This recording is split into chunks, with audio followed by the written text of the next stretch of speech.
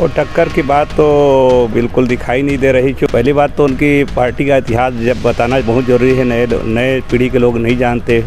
पहले हमारे block Congress committee के अध्यक्ष हुआ करते थे आदरणीय भूपेश जी, उस समय विधायक थे। उसके बाद उन्होंने पार्टी बदला, निर्दलीय हुआ, फिर राजपा गए, फिर भाजपा गए, तो लगातार पार्टियाँ बदलती रही। और ऐसे लोगों पर उम्मीद क्यों करेंगे? लोग उनको जानते हैं। जब विधायक थे तो लोगों के साथ मारपीट करना उनका काम था। सांसद बने तो 5 साल कभी गांव में आए नहीं, किसी गांव पैसे दिए नहीं हैं। अब उनको प्रत्याशी बना दिए गए तो मजबूरी समझ कर आ रहे हैं। और उनका रिकॉर्ड तो वैसे भी ख़राब है, इस बार भी रिकॉर्ड ख़राब होना है। ऐसे तो अमित जोगी का यहाँ कोई वर्चस्व नहीं है। जिंदा है। छत्तीसगढ़ का एकमात्र डिजिटल प्लेटफॉर्म छत्तीसगढ़ तक में आपका स्वागत है। मैं रघुनंदन पंडा।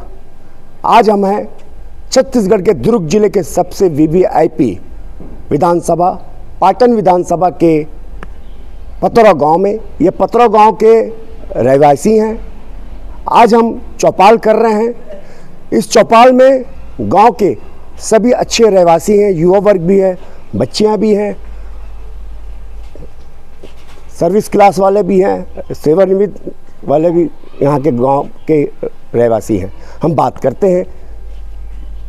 सबसे पहले हम गांव के वरिष्ठ नागरिक से बात करते हैं। नमस्कार जी।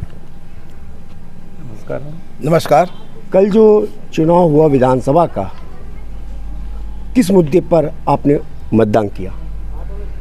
कल का चुनाव, अब मुद्दे क्या बोले, जितना घोषणा हुआ है, इसके पहले घोषणा हुआ था हमारे मुखिया जी का, पूरा हुआ है। 30 घोषणा में 51 घोषणा पूरा हुआ है। और इसके बाद अभी और इस घोषणा हुआ, अभी वो जो चुनाव के पहले घोषणा हुआ है वो घोषणा पूरा होगा। इसी उम्मीद से हमने दाऊ जी को वोट किया है। दाऊ जी कौन बताएंगे? दाऊ जी भूपेश बघेल जी हमारे, यही हमारे मुखिया है। और हमें पूर्ण विश्वास है कि हमारे मुख्यमंत्री जी जो पहले थे और अभी भी मुख्यमंत्री के रूप में हमने उसको वोट दिया है। चाचा वर्सेस भतीजा पाटन में अब भारत में बहुत प्रसिद्ध रहे। चाचा ने भूपेश बघेल जो मुख्यमंत्री विधायक भी हैं पाटन के, और भतीजा ने विजय बघेल जो सांसद दुर्ग जो भाजपा के प्रत्याशी रहे पाटन विधानसभा से। दोनों में कैसी टक्कर रही?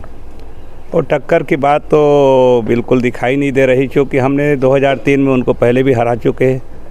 पहली बात तो उनकी पार्टी का इतिहास जब बताना बहुत ज़रूरी है। नए पीढ़ी के लोग नहीं जानते।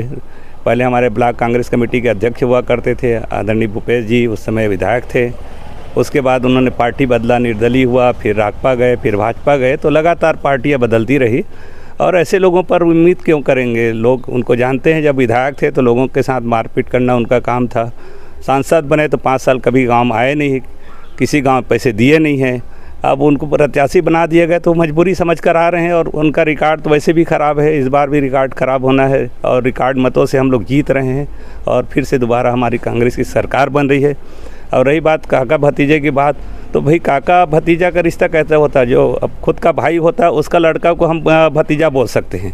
और गांव में गोतियारी रिश्ता रहता है वो अलग चीज़ है। लेकिन जितने भी समाचार पत्रों में या चैनल के माध्यम से काका भतीजा करके ओबलाइज किया जाता है, मैं समझता हूँ ये गौण विषय है। और अगर चाचा भतीजा का अगर रिश्ता है तो माननीय मुख्यमंत्री जी की माता जी जब स्वर्गवास हुई उस समय उनको मुंडन कराना चाहिए था। तो उनको मुख्यमंत्री जी को गाली देने के से उनके पास रहा नहीं। कोई मुद्दे में कभी आज तक उन्होंने बात की नहीं है। और उनके पास मुद्दा का अभाव रहा है। उन्हें घोषणा पत्र समिति का अध्यक्ष बनाया गया, लेकिन घोषणा पत्र क्या लेकर आए? खोदा पहाड़ निकली चुईया। जो हमने जो 2018 में जो घोषणा पत्र बनाए थे उसी घोषणा पत्र की पूरी नकल कर दी है। हमने जो बोले थे कि धान का कीमत इतना देंगे तो 100 बढ़ा दिया, हम इतना क्विंटल धान खरीदना जा रहे हैं तो 1 क्विंटल बढ़ा दिया। बस यही उनका पूरा रूपांतरण कर दिया। मतलब अब वही नकल अगर कर रहे हो तो अकल की भी ज़रूरत होती है। और शायद उनके पास क्या है आप लोग देख रहे हैं। नकल के लिए भी अकल की जरूरत है, ये गांव के रहवासी कह रहे हैं। मैं दूसरे नागरिक के पास आता हूं। कर्ज माफ़ी भूपेश सरकार ने फिर कहा है जी, कितना सार्थक है? बहुत सार्थक है साहब। हम 2018 में जब मुख्यमंत्री जब चुनाव हुई से तब वो बोल रही से किसान के कर्जा माफ़ी करूँ के हमारो कर्जा रही से किसान 2018 में मोर कर्जा माफ़ी करीस। अभी जब चुनाव हुई तो फिर किसकी मैं किसान मन के कर्जा माफ़ी करूँगी के धान ला 20 क्विंटल लूँ के और 3200 रुपये दूँ के हम वही भरोसा में वोट दे बोला और मुख्यमंत्री बनी ये पूरा पक्का है।